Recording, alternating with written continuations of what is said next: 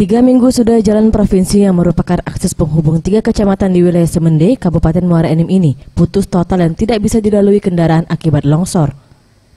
Jalan yang terputus akibat longsor ini kini berangsur sudah dapat dilewati kendaraan roda 2 maupun roda 4 setelah dilakukan perbaikan sementara oleh pemerintah setempat.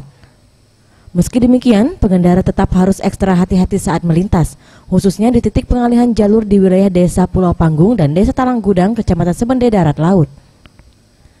Tak kurang dari 14 titik jalur ini mengalami kerusakan, baik jalannya amblas dan menutup jalur, maupun tertimbun material longsor dan menutupi badan jalan. Semua titik tersebut kini sudah dilakukan perbaikan sementara dan dapat dilintasi kendaraan.